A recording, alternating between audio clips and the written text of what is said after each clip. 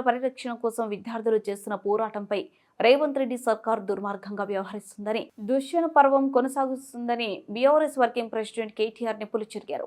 తెలంగాణ భవనంలో తనను కలిసిన హైదరాబాద్ సెంట్రల్ యూనివర్సిటీ విద్యార్థులు పోరాటానికి అండగా ఉంటామని కేటీఆర్ భరోసా ఇచ్చారు.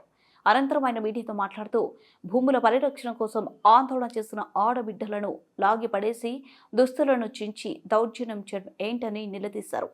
1968 నుంచి 71 వరకు జరిగిన తొలి దశ తెలంగాణ ఉద్యమంలో 370 మంది ఆత్మ బలిదానాల సాక్షిగా హైదరాబాద్ సెంట్రల్ యూనివర్సిటీ ఏర్పడిందని గుర్తు చేశారు. యూనివర్సిటీ విద్యార్థులపై భూములపై కాంగ్రెస్ ప్రభుత్వం దాష్టికం చేస్తుందని ఆగ్రహం వ్యక్తం చేశారు. ఈరోజు తెలంగాణకే కాదు, భారతదేశానికే తలమానికంగా గొప్పగా ఉన్న విశ్వవిద్యాలయాల్లో ఒకటి అని చెప్పక తప్పదు.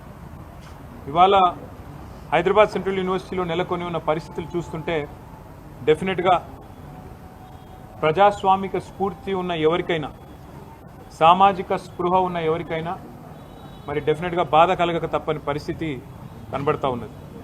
పిల్లలు పాపం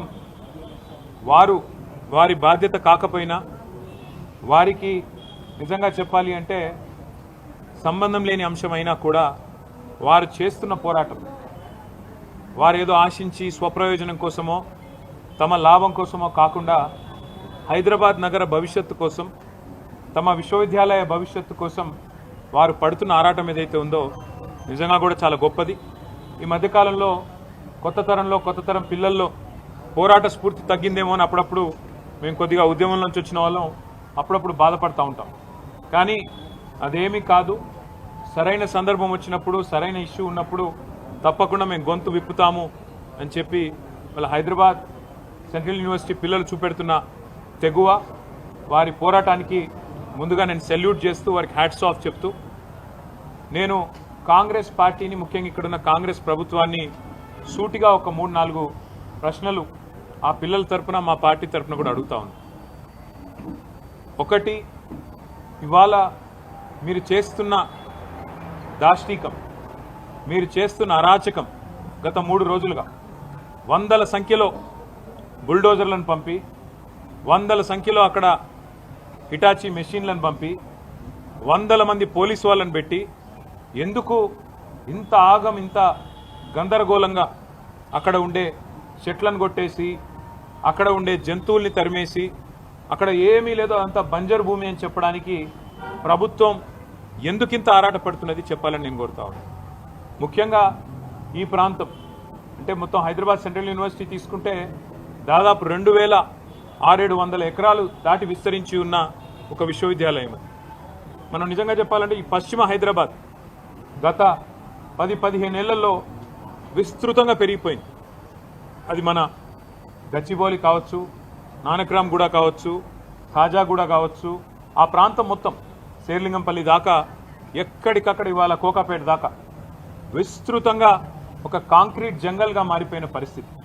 అక్కడ నిజంగా చెప్పాలంటే ఇప్పుడు జరుగుతున్న కన్స్ట్రక్షన్ బహుశా భారతదేశంలో ఏ నగరంలో ఇంత స్మాల్ ఏరియాలో అంత పెద్ద ఎత్తున కన్స్ట్రక్షన్ ఎక్కడ కూడా జరగడం లేదు. ఇది వాస్తవం. అక్కడ మా గవర్నమెంట్ ఉన్నప్పుడు కూడా మరి 57-56 అంతస్తుల బిల్డింగ్లకి మేము కూడా పర్మిషన్లు ఇచ్చిన మాట కూడా వాస్తవం. ఇవాళ అక్కడ జరుగుతున్న నిర్మాణం కొన్ని లక్షల కోట్ల స్క్వేర్ ఫీట్ల నిర్మాణం అక్కడ జరుగుతూ ఉంది. ఒక కాంక్రీట్ జంగల్గా ఆ ప్రాంతం మొత్తం భవిష్యత్తులో మారబోతూ ఉంది.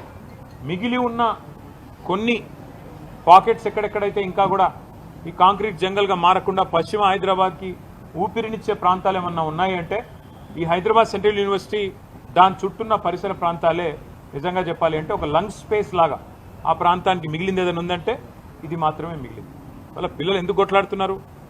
ఒక ఎన్వైరన్మెంటల్ ఇంపాక్ట్ అసెస్మెంట్ అనేది చేయకుండా ఎట్లా మీరు 400 ఎకరాలు ఇష్టం వచ్చినట్టు మీరు అమ్ముతారు? మీరు ఏ హక్కు ఉంది మీకు? ఏ మాత్రం ఇంపాక్ట్ అసెస్మెంట్ చేయకుండా, ఎన్వైరన్మెంటల్ ఇంపాక్ట్ అసెస్ చేయకుండా, ఏ రకంగా పర్యావరణ మీద ఇంపాక్ట్ పడుతుంది అనేది చేయకుండా ఎట్లా చేస్తారు మీరు అని చెప్పి వాళ్ళు కొట్లాడుతున్నారు. రెండవది, ఆనాడు 2003 ఆ ప్రాంతంలో ఐఎంజీ భరత అనే కంపెనీకి ఆనాటి అప్పటి ప్రభుత్వం ఏదైతే భూమి కేటాయించిందో, ఎందుకు కేటాయించింది? ఆ ప్రాంతంలో స్పోర్టింగ్ ఇన్ఫ్రాస్ట్రక్చర్ క్రియేట్ చేస్తారని చెప్పి ఒరిజినల్గా ల్యాండ్ కేటాయించారు. అక్కడ క్రీడలకు సంబంధించి స్టేడియంస్ కానీ అకాడమీలు కానీ అట్లాంటివి మాత్రమే పెడతారని ల్యాండ్ ఇచ్చినారు తప్ప అక్కడ మళ్ళీ బహుళ అంతస్తుల మేడలు అంటే 50, 60, 70, 90 అంతస్తుల మేడలు కట్టమని కోట్ల స్క్వేర్ ఫీట్లలో బిల్డింగులు కట్టమని ఆనాడు ఆ గవర్నమెంట్ ల్యాండ్ ఇవ్వలేదు. ఆ గవర్నమెంట్ ల్యాండ్ ఇచ్చింది అక్కడ క్రీడలకు సంబంధించిన అక్కడ వాతావరణ నిర్మాణం కోసం ఒక ఇన్ఫ్రాస్ట్రక్చర్ నిర్మాణం కోసం కేటాయించారు. ఆ తర్వాత సరే ఆ కేసు ఎందుకంటే ఆ కంపెనీయే ఫేక్ అని డమ్మీ అనేది స్కామ్ అని తర్వాత కాంగ్రెస్ గవర్నమెంటు 2004లో కోర్టుకు పోయింది. ఆ ప్రైవేట్ వాళ్ళు కూడా కోర్టుకు పోయినారు. ఆ కోర్టు కేసు మొన్న 21 ఏళ్ల తర్వాత ఆనాడు కాంగ్రెస్ గవర్నమెంట్ కొట్లాడింది, రాజశేఖర రెడ్డి గారి గవర్నమెంట్, ఆ తర్వాత మా గవర్నమెంట్ కొట్లాడింది. మొన్న ఫైనల్గా తీర్పు వచ్చింది. ఆ తీర్పును అనుసరించి ఇప్పుడు ప్రభుత్వం ఆ 400 ఎకరాలను అమ్మి 30,000 కోట్ల రూపాయలు సేకరించాలని లక్ష్యంగా పెట్టుకుంది. నేను ముఖ్యమంత్రి రేవంత్ రెడ్డి గారిని అడుగుతా ఉన్నా, కాంగ్రెస్ ప్రభుత్వాన్ని అడుగుతా ఉన్నా, మీకు ఆస్తులు అమ్మడం అప్పులు తేవడం అనే మీ ఎజెండా ఏదైతే ఉందో సరే అది మీరు ప్రభుత్వంలో ఉన్నారు, ప్రజలు నిర్ణయిస్తారు. అల్టిమేట్గా మీరు చేసేది తప్ప ఒప్ప. ఒకవైపు మీరే చెప్తున్నారు ఎక్కడికక్కడ ఇవాళ హైదరాబాద్లో చూస్తే పెద్ద పెద్ద హోర్డింగ్లు పెద్ద పెద్ద పోస్టర్లు ముఖ్యమంత్రి గారి ముఖార విందంతో ఫ్యూచర్ సిటీ కడుతున్నాము, అక్కడ 50,000 ఎకరాల్లో కడతాము, ఆల్రెడీ 15,000 ఎకరాలు మా దగ్గర ఉంది, ఇంకో 30,000 ఎకరాలు సేకరిస్తున్నామని చెప్పి ముఖ్యమంత్రి గారు ఫ్యూచర్ సిటీ అని ఉదరగొడుతున్నారు. ఎయిర్పోర్ట్కి కిందికి ఆనాడు ఫార్మా సిటీ కోసం మేము సేకరించిన భూముల్లో ఈరోజు పేరు మార్చి ఫ్యూచర్ సిటీ అంటున్నారు. ముఖ్యమంత్రి గారిని కాంగ్రెస్ ప్రభుత్వాన్ని అడుగుతున్నాను, మరి ఫ్యూచర్ సిటీలో ఆల్రెడీ మీ దగ్గర 14,000 ఎకరాలు ఉన్నప్పుడు ఇంకొక 30,000 ఎకరాలు మీరు సేకరించబోతున్నప్పుడు మొత్తం 45,000 ఎకరాలు మీరు అక్కడ అమ్ముకోబోతున్నప్పుడు ఇక్కడ 400 ఎకరాల మీద ఎందుకు పడ్డారు మీరు? ఈ 400 ఎకరాల్లో నిన్న మొన్న మీరు చూసింటారు వందల సంఖ్యలో మెషిన్లు పోయి అర్ధరాత్రి. నేను అడుగుతా ఉన్నా, మీరు ఒకటి ఆలోచన చేయండి, శుక్రవారం, శనివారం, ఆదివారం, ఈరోజు సోమవారం రంజాన్, ప్రభుత్వానికి తెలిసి 4 రోజులు కోర్టుకు సెలవులని, అందుకే ఇబ్బడి ముబ్బడిగా మెషిన్లను పంపి వందల సంఖ్యలో పోలీసులను పెట్టి అడ్డం వచ్చిన పిల్లలను ఇష్టం వచ్చినట్టు కొట్టి వాళ్ళను ఆడపిల్లలను చూడకుండా బట్టలు చింపి ఒక దుశ్శాసన పర్వానికి తెరదీసి ఇంత అరాచకం ఏదైతే రేవంత్ రెడ్డి ప్రభుత్వం చేస్తున్నదో, మరి అక్కడ పక్షులు అక్కడ నెమళ్ళు కేకలు పెడుతున్నాయి, గొంతు చించుకుంటున్నాయి, మాకు జరుగుతున్న ఈ అన్యాయం మీకు కనబడతలేదా వినబడతలేదా అని చెప్పి రోధిస్తున్నాయి, ఏడుస్తున్నాయి. ఇది మీకు వినబడతలేదా రాహుల్ గాంధీ గారు? నేను అడుగుతా ఉన్నా.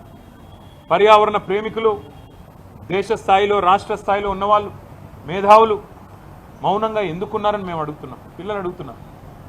మీకేం కనబడట్లేదా? ఫ్యూచర్ సిటీలో 45,000 ఎకరాలు మీరు సేకరించి అమ్ముకుంటానని ఓపెన్గా బడ్జెట్లో చెప్తున్నారు, బయట చెప్తున్నారు. మరి 400 ఎకరాలు వదిలేస్తే మీకు పోయేదేముంది, వచ్చిన నష్టమేముంది?